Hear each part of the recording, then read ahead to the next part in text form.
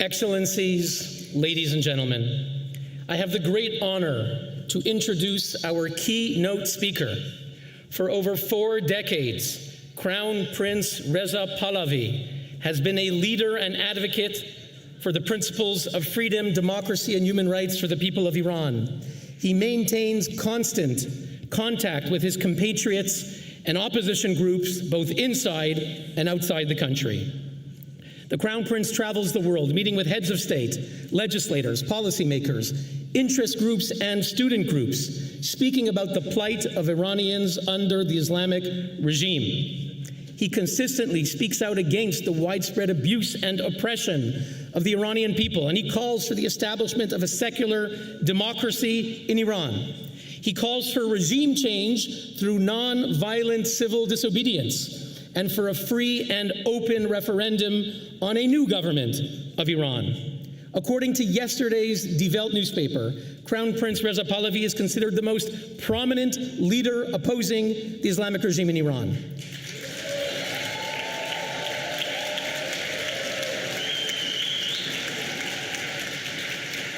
As the Crown Prince has mentioned, his father, the Shah, was very close with Egyptian President Anwar Sadat. In 1978, together with the leaders of the United States and Israel, President Sadat won the Nobel Peace Prize. After he bravely broke with decades of war, he flew to Jerusalem, he addressed the Israeli Knesset, and he negotiated the historic Camp David Peace Treaty. Sadly, a generation later today, war and terrorism persist across the Middle East, from the IRGC terrorist proxies in Yemen, Syria, Iraq, Lebanon, and Gaza, and from the head of the snake, the head of the octopus, the Islamic regime in Tehran.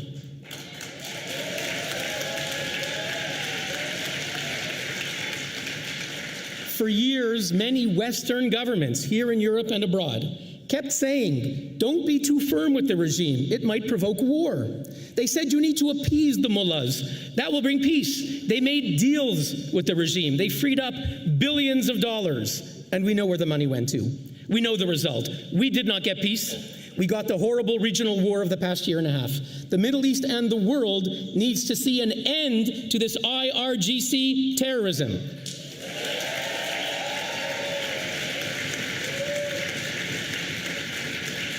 Now, the Crown Prince has been very clear.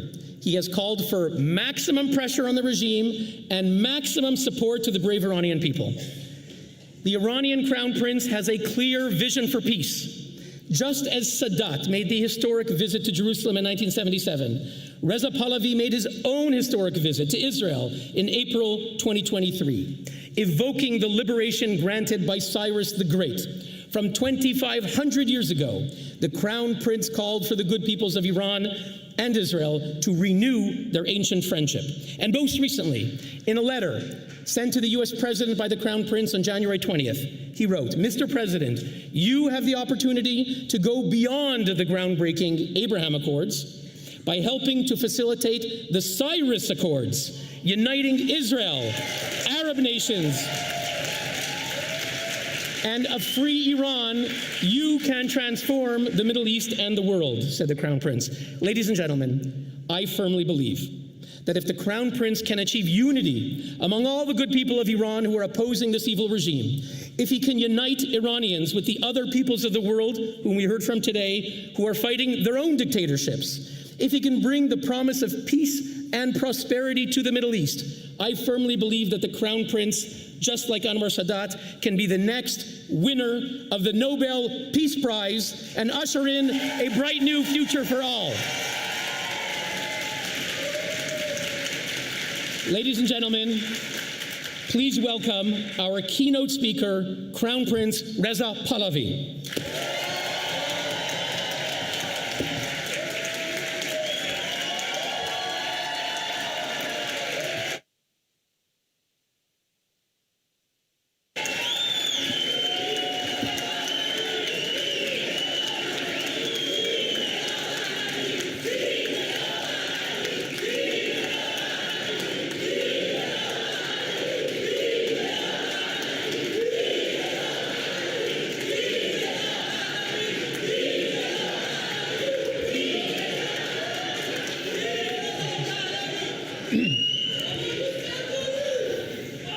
Thank you so much.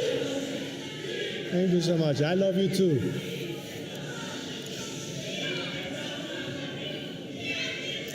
Ladies and gentlemen, friends, and tireless advocates for human rights.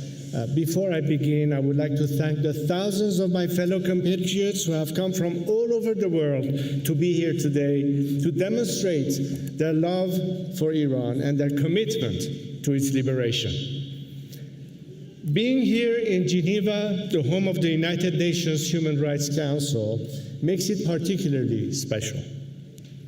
I extend my sincere thanks to Dr. Nowher and his team for making this conference a beacon of hope for oppressed voices worldwide.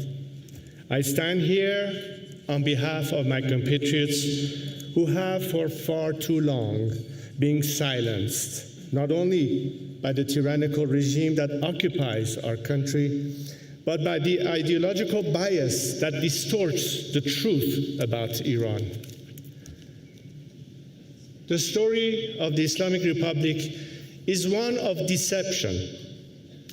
This deception, coupled with their own arrogant assumptions, led leaders in the West and many in the media to portray Khomeini as a saint. They painted the revolution as one of justice and freedom. What followed was nothing short of hell on earth. Even before taking power, Khomeini's movement showed its true face. The Cinema Rex arson in Abadan killed over 400 innocent people. It was a sign of what was to come. Once in power, the regime's first targets were Iran's most capable and patriotic citizens, military officers, business leaders, intellectuals, professionals, and public servants who had built a proud and modernizing nation. I knew many of them personally. Their murders were celebrated and even encouraged in revolutionary newspapers, while ignored in Western ones. Many of these men and women remain unknown to the world because they had no lobbyists or political sponsorship. Instead, they were buried in unmarked graves, and their families were denied even the dignity of mourning them. But their memory endures in the heart of those who continue their fight, and in the resolve of Iran's new generation. Thereafter, the regime turned its war against Iranian women. The progressive family protection law was the very first one Khomeini revoked. The mandatory hijab law, imposed shortly after the revolution, became a tool of subjugation, symbolizing the Islamic regime's obsession with the control over women's bodies and lives. However, from those very first days until today, Iranian women have been fighting back. But let me be clear, Iranian women are not just fighting against the forced hijab. Their struggle is not about a piece of cloth. It is about reclaiming their equality and their country.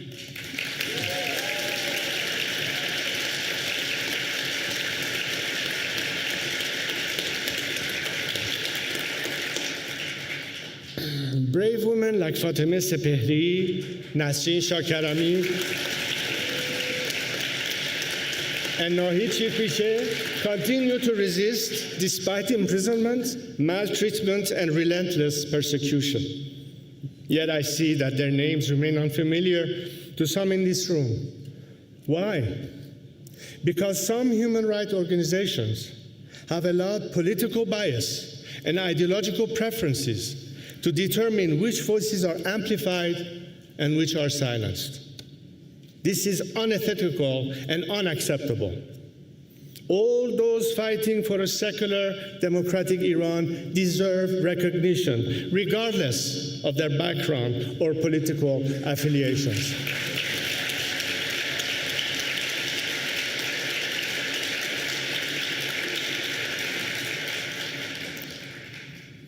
I am glad that the Geneva Summit is acting in that spirit, and I am thankful to them for hosting several of Iran's bravest protesters and their families here with us today. Thank you, Nazanin Afshinjam, for facilitating their presence, and the Geneva Summit for hosting them.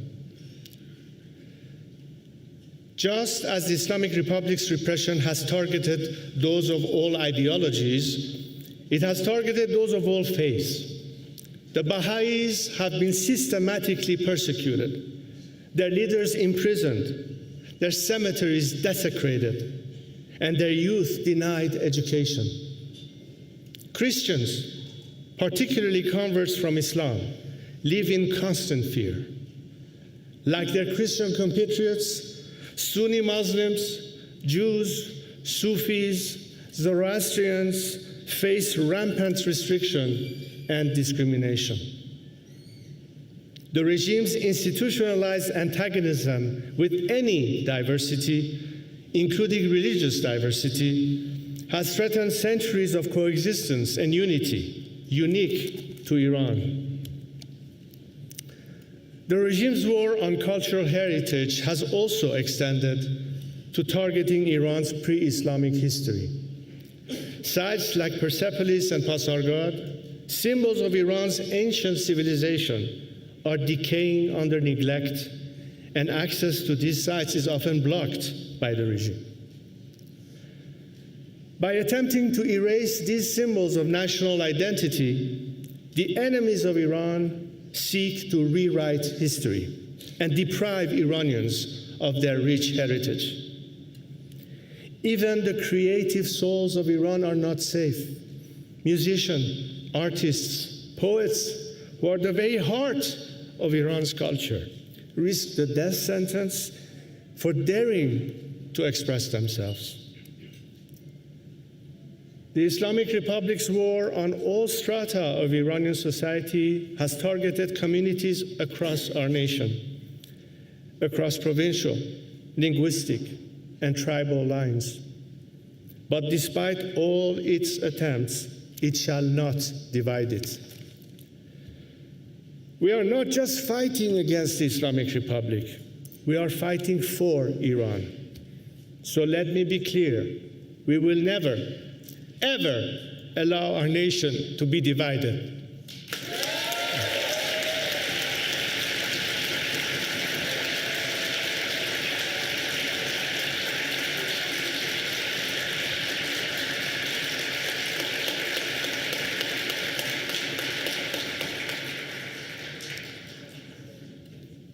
We see this on the streets of cities across Iran as a nation has risen in unity.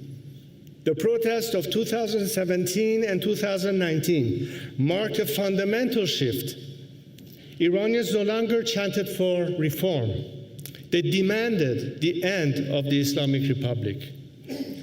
A decade after the Green Movement sought to reclaim its stolen votes, the generation of 2017 and 2019 is fighting to reclaim its stolen country. And they have paid a heavy price.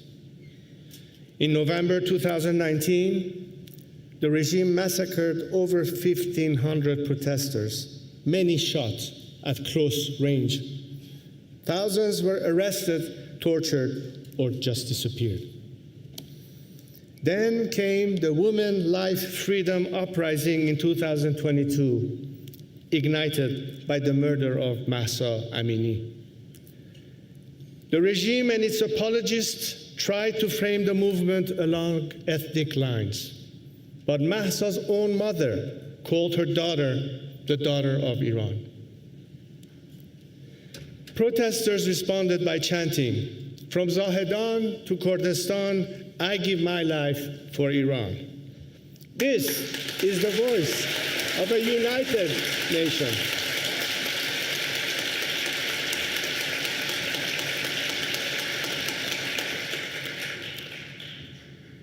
Despite brutal crackdowns and internet blackouts, the resistance continues. Manouchehr Bakhtiari, who lost his son Puya in the protests, remains relentless in his fight for justice from inside his jail cell. His courage embodies the spirit of a people who refuse to be broken.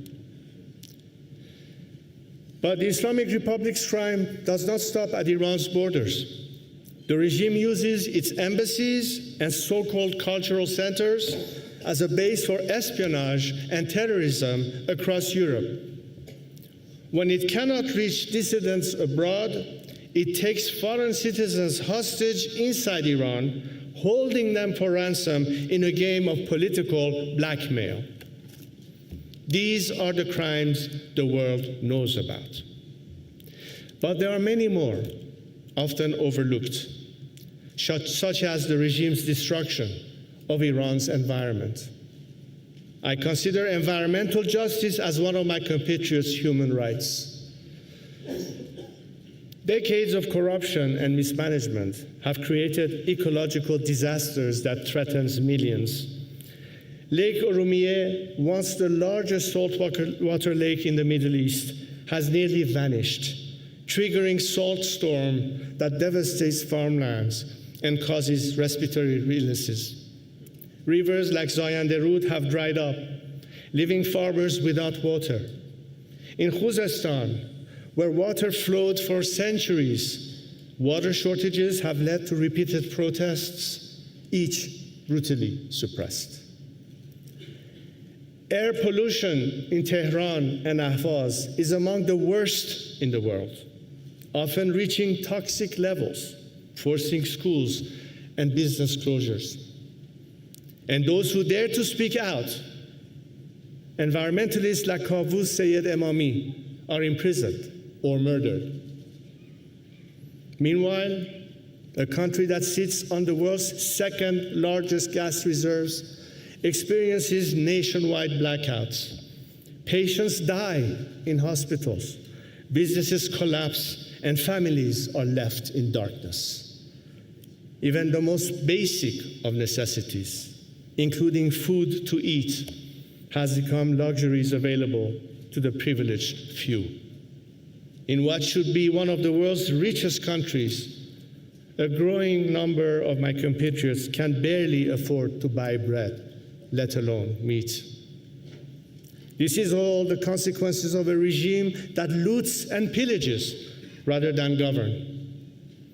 But what is caused by the Islamic Republic can be solved by its removal. Today, we are presented with a historic opportunity. The regime is weaker than it has ever been. Its axis of resistance has been dismantled, and its domestic legitimacy has evaporated. Now is the time to act.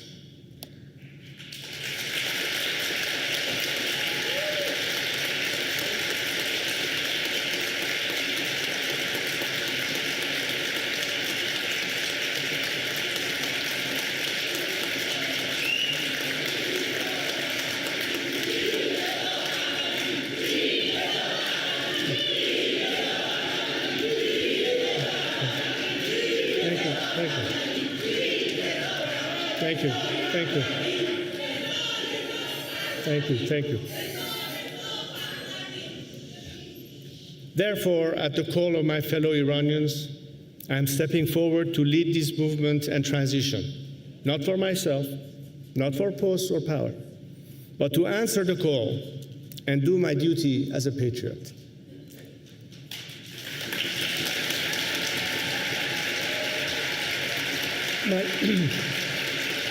Thank you. My strategy for dismantling this regime and rebuilding Iran is clear. Mobilizing grassroots networks inside Iran, uniting the diaspora, pressuring G20 governments to impose maximum pressure on the regime while providing maximum support to the people, splitting the regime and encouraging defections, and preparing for political stabilization, democratic elections, and Iran's economic development and reconstruction. And so, Ladies and gentlemen, I bring you a message from a nation in chains.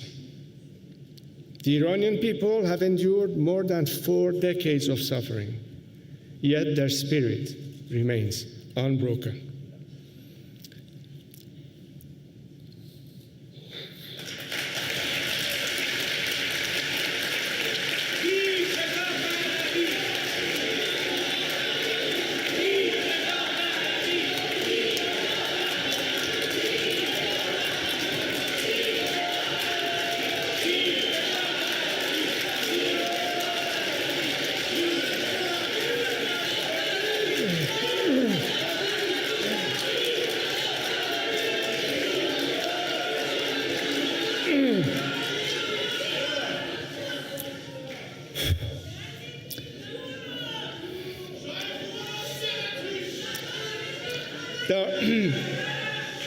They are fighting not just for themselves.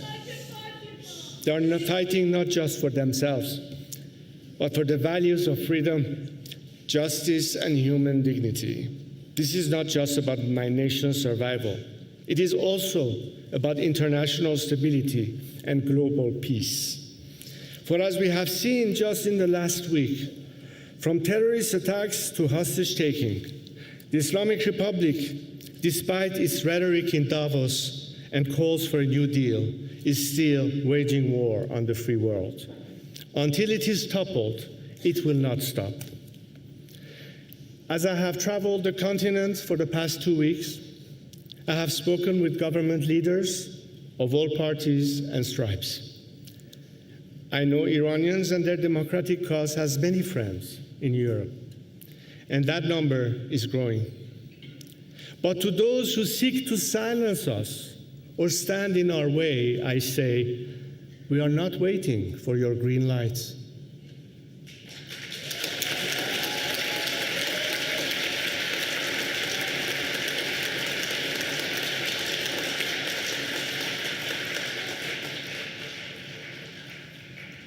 The Iranian people do not ask for your pity.